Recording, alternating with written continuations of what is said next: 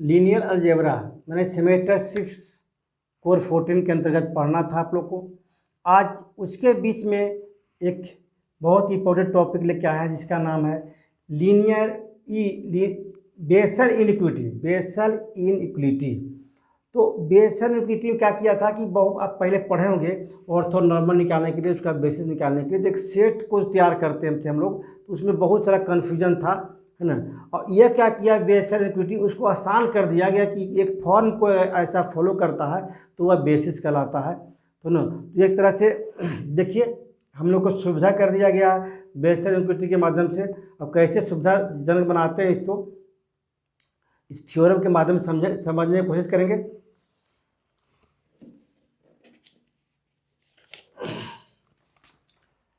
Basal iniquity statement कहता है कि इफ अल्फा 1 से अल्फा n तक be any orthonormal subset of N inner product space VF।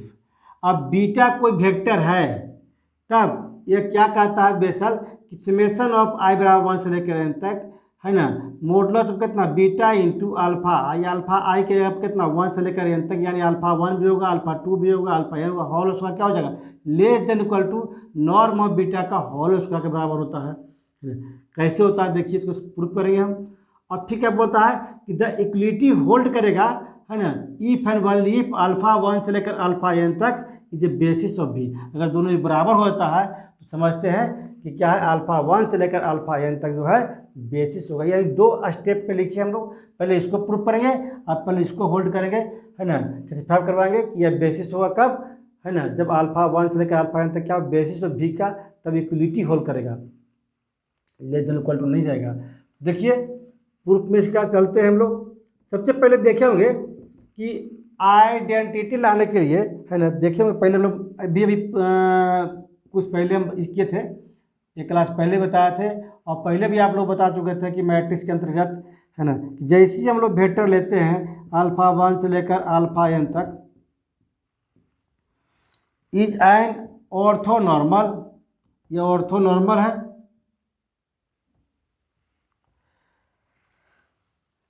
Subset in N orthonormal. तो पहले भी निकाल चुके थे और निकाले भी है, लेकिन यहाँ क्या करते हैं, एक सेट तैयार कर गया। तो सेट जब तैयार हुआ तो उसका सबसेट बनेगा, जब सबसेट बनेगा तो कोई ना कोई कंडीशन को सेटिस्फाई करेगा, है ना।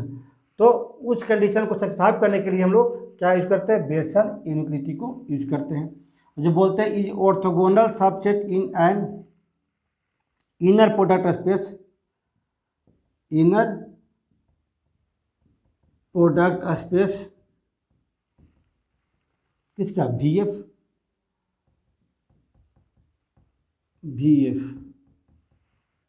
Vector space over field F.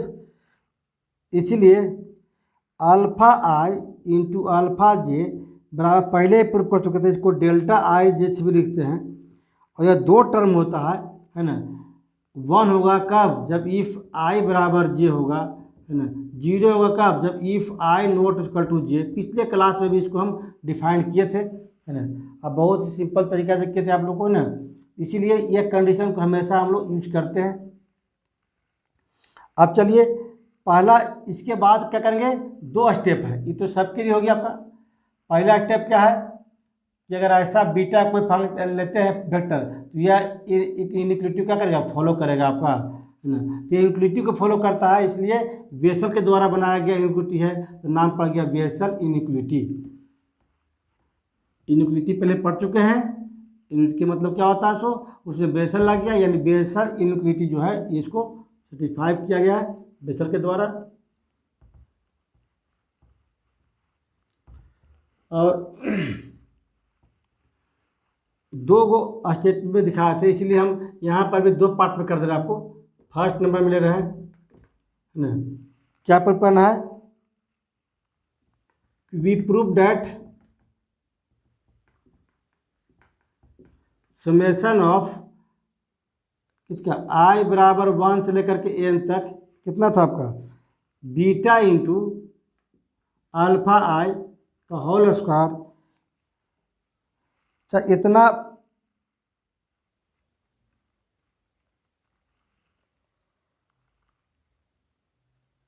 Beta आई का होल स्क्वायर बराबर था आपका, थोड़ा सा स्टेटमेंट में लगता है कि मिस्टेक हुआ है। क्या होगा, इतना less than equal to norm of beta का होल स्क्वायर होता है, ये लिखे होंगे नॉर्म ऑफ बीटा का होल स्क्वायर, ये प्रूफ करना है। तो लेट अस कंसीडर, हम बताए थे पहले भी कि गामा एक वेक्टर को कंसीडर करते हैं बीटा को लेते हुए, बीटा कोई वेक्टर है, बीटा को कितना, beta minus summation of i बराबर 1 से लेकर के एन तक है ना, बीटा इंटू अल्फा आई इंटू अल्फा आई, या जो है आपको इसको 1 मान लेते हैं, इसको 2 मान लेते हैं, इसको भी यूज करेंगे हम। यह जो कंसीडर किया गया वेक्टर है एक लेमा टाइप का कंडीशन है, जो हम लोग इनर प्रोडक्ट स्पेस जो पढ़ाया तो उसमें बताया था कि आपको हर जगह पर इसको हम एक वेक्टर को कंसीडर किए करेंगे इस लेमा को, और इसी के माध्यम से और भी पहले थ्योरम प्रूव कर चुके थे। क्योंकि कोई भी वेक्टर है तो वेक्टर यहाँ पर क्या होता है, लीनियर कॉम्बिनेशन को शो करता है उस वेक्टर के माध्यम से। If gamma belong to V, then we have norm of gamma का होल स्क्वायर बराबर गामा इंटू गामा, गामा का 2 मान है, गामा के एक मान दिया हुआ था कितना, beta minus summation of i बराबर 1 से लेकर के एन तक, बीटा इंटू अल्फा आई इंटू अल्फा आई, फिर कितना करेंगे, सेम लिखेंगे, beta minus summation of i बराबर 1 से लेकर एन तक, बीटा इंटू अल्फा आई है ना, मान रख दिया 2 पार्ट में, नॉर्म निकाल रहे हैं है ना। तो जो जो आपका बेसिक कॉन्सेप्ट बताया थे है ना, वही चीज़ यहाँ पर यूज करते हैं नॉर्म का इनर प्रोडक्ट स्पेस में। अब क्या होगा, मल्टीप्लाई कर सकते हैं, मल्टीप्लाई हमको beta into beta norm beta का होल स्क्वायर हो सकता है यहाँ पर, लेकिन प्रूफ जो करना है बीटा इंटू अल्फा आई के रूप में प्रूफ करना है, इसलिए यहाँ पर एक काम करते हैं, एक को हम लोग यहाँ पर इंटू गामा रहने दीजिए ना, ताकि इस फॉर्म में प्रूफ करना ना है। तब क्या होगा, गामा इंटू गामा का मान कितना हो गया, beta into gamma equal to minus कितना, समेसन ऑफ आई बराबर 1 से लेकर एन तक, बीटा इंटू अल्फा आई, फिर ब्रैकेट कितना हुआ, अल्फा आई इंटू गामा है ना, या gamma into alpha I.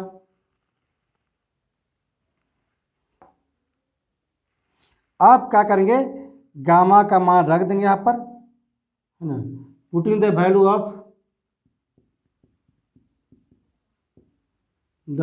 Of gamma from किस से, 2 से। अब आसान पड़ेगा, न तो 4 टर्म में इंटू करना प्रॉब्लम था आपका। अब क्या कि इसको करेंगे गामा रख के, इसको भी रख के गामा रख करेंगे, तो क्या होगा, यूजिंग एक चीज यूज करना आपको, आप पढ़े होंगे पहले, अल्फा इंटू ए बीटा, तो क्या होता है, modulus of a alpha beta, for all alpha beta belong to V and a belong to किस में था, एफ में, एक स्केलर था एफ। अब इस तरह से हम लोग जैसे यूज करेंगे तो डायरेक्ट हम लोग लिख सकते हैं, देन वी हैव, पुट करने से कैलकुलेशन लंबा हो जाएगा, कि नॉर्म ऑफ गामा का होल स्क्वायर इक्वल टू, ये क्या हो जाएगा, नॉर्म ऑफ बीटा का होल स्क्वायर रखेंगे तो नॉर्म ऑफ बीटा आएगा ना का whole square minus summation of i बराबर 1 से लेकर के n तक, है ना। इसका ही मान रखेंगे तो क्या हुआ, बीटा इंटू अल्फा आई, यहाँ पे क्या हुआ अल्फा आई, अब गामा में बीटा रखेंगे बीटा, तो क्या हो जाएगा, एक ऐसे आएगा, देखिए ध्यान दीजिएगा, एक आएगा अल्फा बीटा इंटू अल्फा आई, एक आएगा अल्फा आई इंटू बीटा, तो क्या कीजिएगा बीटा इंटू अल्फा आई तो हो गया ठो, तो क्या हुआ नौ कंजुगेट कितना beta into alpha i, beta into alpha आई पढ़े होंगे कंजुगेट होता है। अब क्या हुआ कि जेड इंटू जेड का कंजुगेट क्या होता है मोड जेड का होल स्क्वायर, मोड जेड का होल स्क्वायर, इसी तरह यहाँ भी होगा, तो क्या हुआ मोड बीटा इंटू अल्फा आई का होल स्क्वायर यूज किया गया है ना। फिर वन को भी यूज किए हम लोग, है ना। देखिए वन में यूज किया गया था कि जहाँ देखिए कि आई बराबर आई हो गया, आई आई फिर यहाँ पे वन हो गया, है ना। और जहाँ अलग डिफरेंट नंबर आएगा तब क्या होगा जीरो होगा, तो सेम नंबर वाला केवल रहेगा, बाकी सब क्या होगा जीरो हो जाएगा। वन को यूज किया गया, दो में यूज किए थे यहाँ पर, तो इस तरह आएगा आपका, एक होगा बीटा इंटू अल्फा आई होगा अल्फा इंटू बीटा। आप एक बार क्या कीजिएगा कि गामा का मान पुट करके देखिएगा आप, है ना, और दोनों की इसको यूज करेंगे तो इस तरह कंडीशन आपका आता है। और पहले से मालूम है आपको यहाँ दो प्रॉपर्टीज को यूज किया गया पहले का, और एक कंडीशन आपको और यहाँ पर मालूम है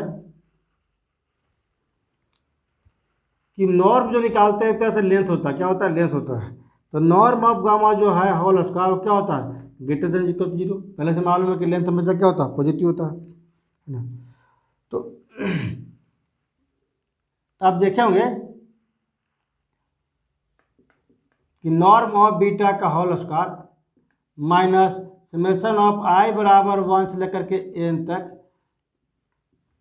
मोड बीटा इंटू अल्फा आई का होल स्क्वायर, है ना, इसका टू कितना था नॉर्म ऑफ गामा का होल स्क्वायर, ये क्या होता है greater than equal to zero, इतना बराबर यही पाया था, और ये वैल्यू क्या है greater than equal to zero है, कि पूरा वैल्यू कितना हुआ बीटा का whole square minus summation of i बराबर 1 से लेकर n तक बीटा इंटू अल्फा आई का whole square greater than equal to zero. अब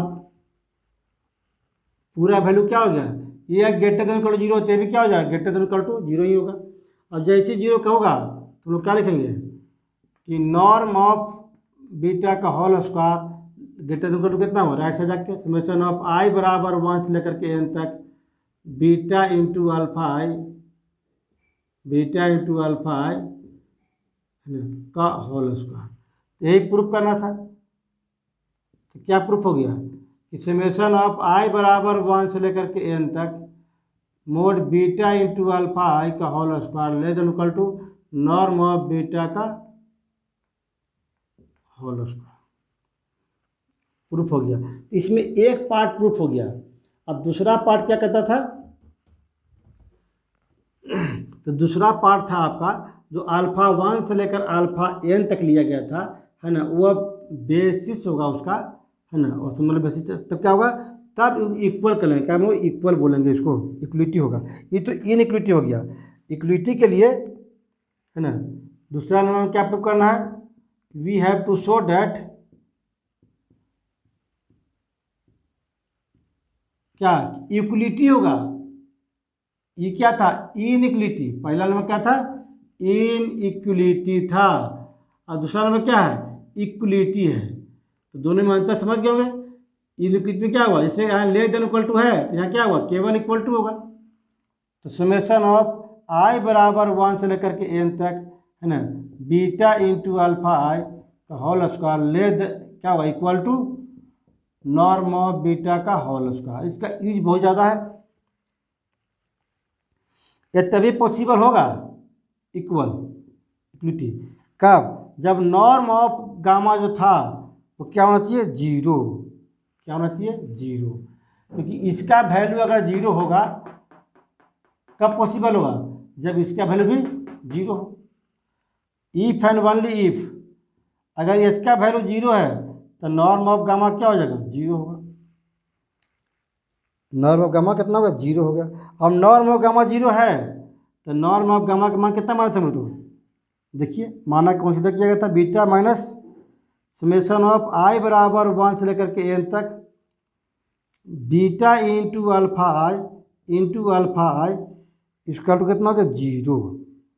क्या था, 0 था। अगर यह 0 है इफ एंड ओनली इफ क्या होगा, बीटा बराबर समेशन ऑफ आई बराबर 1 से लेकर के n तक बीटा इंटू अल्फा आई। अब बीटा क्या जो कर रहा है, लीनियर कॉम्बिनेशन का मान रख के देखिए 1 से लेकर के n तक सब क्या है, लीनियर कॉम्बिनेशन है। किसके लिए, बीटा के लिए। यहाँ जो बीटा जो है if and only if beta क्या देगा, is a linear combination. Linear combination है, एलसी मतलब क्या, लीनियर कॉम्बिनेशन ऑफ किसका, alpha 1 alpha 2 dot dot alpha n तक का।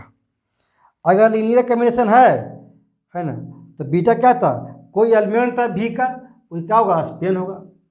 और जब लीनियर कॉम्बिनेशन हो जाए और स्पेन हो जाए तो लोग क्या बोलेंगे, बेसिस है। क्या है, बेसिस। तो यही तो प्रूव करना था कि ये तबे होगा equality if and only if जब क्या बन जाए, वो बेसिस बन जाए। तो बेसिस के डिफिनेशन में बताया गया था आपको कि वह लीनियरली इंडिपेंडेंट हो और स्पेन हो, समझ जाए कि वह एक क्या है, beta is a linear combination किसका, अल्फा 1 से लेकर अल्फा n तक। फिर आगे चलिए कि चूंकि बीटा क्या था, beta is any vector of भी, इसीलिए अल्फा 1 इसी पार्ट था, कॉम्बिनेशन था, alpha 2 dot dot alpha n क्या हो जाएगा, स्पेन भी। मतलब पढ़ चुके लीनियर कॉम्बिनेशन शो कर रहा है सबका, तो प्रत्येक का जब लीनियर कॉम्बिनेशन शो करेगा तो स्पेन तो होगा ही आपका। स्पेन जब स्पेन है तो लीनियर कॉम्बिनेशन भी है स्पेन भी है, तो क्या बोलेंगे कि alpha 1 alpha 2 dot dot alpha n being and orthonormal set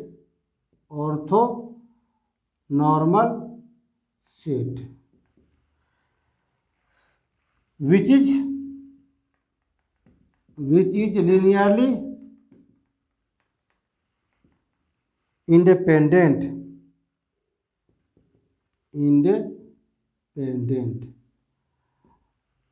तो आप सब के सब कंडीशन वेक्टर पूरा के पूरा क्या शो कर रहा है आपका बीटा में, अल्फा 1 से लेकर अल्फा तक में लीनियर कॉम्बिनेशन है तो स्पेन हो गया। और स्पेन हो गया तो क्या हो गया, एक ऑर्थोनॉर्मल सेट था। क्या था, ऑर्थोनॉर्मल सेट था। तो जो ऑर्थोनॉर्मल होता है वह लीनियरली इंडिपेंडेंट होता है। क्या होता है, लीनियरली इंडिपेंडेंट। जो ऑर्थोनॉर्मल है वही लीनियरली इंडिपेंडेंट है। फिर से देखिए लीनियर कॉम्बिनेशन शो कर रहा है तो स्पेन हो गया तो फिर क्या कहता है, अल्फा 1 से अल्फा n तक ऑर्थोनॉर्मल सेट है। जब ऑर्थोनॉर्मल सेट क्या हुआ, लीनियरली इंडिपेंडेंट होगा। जब लीनियरली इंडिपेंडेंट हो और स्पेन शो करता हो तो क्या होता है, बेसिस होता है। क्या होता है, बेसिस। यही बेसिस का डिफरेंशन था। तो हेंस तो क्या प्रूव कर दिए हम लोग प्रूव कर दिए कि अल्फा 1 से लेकर के अल्फा n तक फॉर्म ए बेसिस ऑफ भी। यही था लीनियरली इनइक्वलिटी। क्लियर हो गया, दोनों स्टेटमेंट प्रूव कर दिए आपको, है ना, लीनियरली इनइक्वलिटी का, है ना। तो हम बता रहे हैं, पढ़ा रहे हैं आपको एग्जाम को देखते हुए, है ना, क्योंकि इसमें हम इंपॉर्टेंट क्वेश्चन में इसको डाले थे और हम चाहते हैं कि इंपॉर्टेंट क्वेश्चन का कुछ सोल्यूशन जो है, जो आप लोग नहीं पढ़ चुके होंगे जूनियर क्लास में, है ना, पहले सेमेस्टर 4 और सेमेस्टर 1 में, ताकि इसको आप कुछ बना लेने से क्या होगा आपको, है ना, एग्जाम में प्रॉब्लम नहीं होगा।